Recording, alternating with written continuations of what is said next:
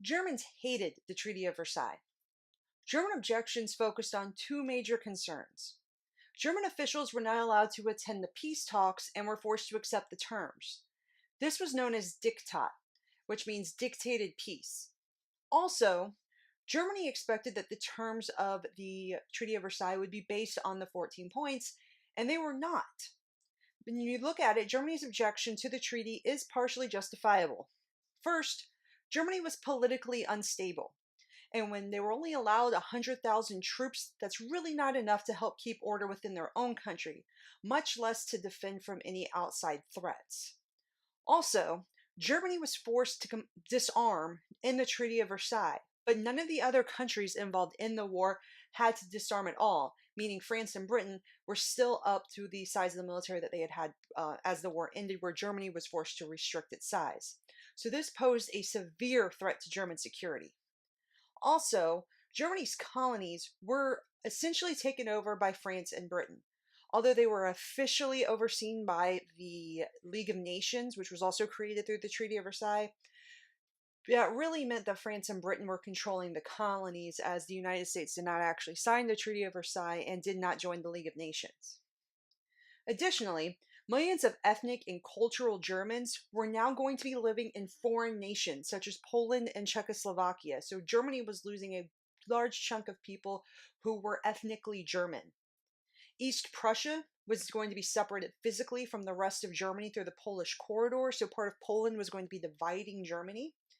And the war guilt clause particularly upset the Germans, as they felt it was unfair because they really weren't responsible for the events in 1914 that led to the outbreak of World War I. Finally, the amount of money Germany was forced to pay in reparations was really almost impossible to repay, so they felt very hard done by this treaty. However, it really could have been worse for Germany. Clemenceau of France wanted an even harsher treaty. Germany was still, however, in the position to recover, and because of that, it posed as a threat to France as being potentially, in the future, the strongest economy in Europe. So Germany was still in a position, despite losing the Saar Valley and the temporarily, potentially, and all the coal mines in there, Germany still had the possibility, if they could recover quickly, that they would have been the strongest economy in Europe once again. Also, due to Germany pushing the Treaty of Brest-Litovsk on Russia after Wilson had announced the 14 points, the Germans could not really expect to have the 14 points form the basis of its own peace settlement. How could they argue that the 14 points should be used for their peace settlement when they ignored them in regards to making a peace with Russia? The French were also not happy with the Treaty of Versailles. France hoped to gain much more from Germany than it actually did. Instead, Germany was left in a position that in the future it could again pose a threat to the security of France. Also not pleased with the treaty was Russia. They had not been consulted about the terms for any of the defeated nations. Granted, they were involved in a bit of a revolution in their own country, so they weren't as much focused on what was happening in Paris as they would have been without the actual Russian Revolution occurring. Russia's main issue with the Treaty of Versailles and other treaties involved at the Paris Peace Conference was that a sizable portion of the land of the now former Russian Empire went to these newly created nations rather than being returned to Russia. As far as Italy goes, they were humiliated through the Paris Peace Conference. They were one of the winning nations and a member of the Council of Four, but by and large, they were completely ignored at the Paris Peace Conference. And remember, the Allies promised territory to Italy through the 1915 Treaty of London in order to get Italy to switch sides in the war. That land that Italy was promised was along the Adriatic coast. However, France and Britain did not keep that promise to give that land to Italy once the war ended.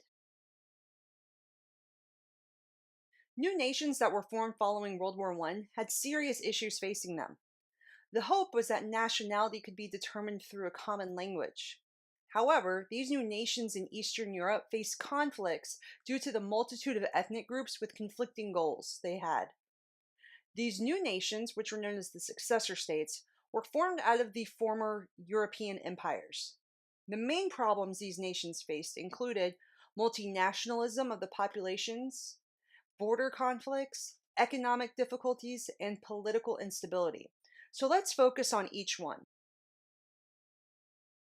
Yugoslavia became the home to a lot of different ethnic groups, such as the Serbs, Croats, Slovenes, Magyars, which are Hungarians, Germans, Albanians, Romanians, and Macedonians. This would inevitably lead to ethnic and religious conflicts. Democracy was difficult, and by 1929, the King of Yugoslavia established himself as a dictator. Yugoslavia would also go on to have border disputes with Greece, Italy, and Bulgaria. All of this plays into why Yugoslavia is actually not a nation anymore today. Poland's main issue was their population. Only 18 million of the 27 million people in Poland were Poles. Democracy was weak as well, allowing for the rise of dictator Joseph Pilsudski. Poland also had border disputes and actually invaded Russia and took over Ukraine. A treaty with Russia was signed in 1921. This would be the Treaty of Riga that gave Poland about a 100-mile wide strip of land on its eastern border. Czechoslovakia contained multiple ethnic groups as well, including the Czechs, Slovaks, Russians, Magyars, also Hungarians, Poles, Jews, and about 3 million Germans. The German-speaking people of Bohemia, Moravia, and the Sudetenland made up a large portion of the population of these regions and often claimed to have been discriminated against. Remember that because it's going to come up later on. Unlike the other successor states, Czechoslovakia was able to maintain a democracy and had an excellent economy. Rather than having disputes with its neighbors, Czechoslovakia formed new alliances with Yugoslavia, Romania, Italy, and France. Austria did not face problems within its own population. Instead, Austria's problems were economic. The most economically productive regions were lost to Poland and Czechoslovakia. This led to outrageous inflation and massive political instability. Many Austrians believed the solution to their problems was to form a union with Germany, but Anschluss was strictly forbidden by the Treaty of Versailles.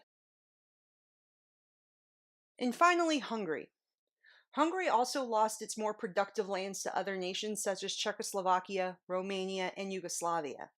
In fact, it also lost 2/3 of its population. Hungary quickly fell under the control of a dictator whose goal was to reclaim all their lost lands.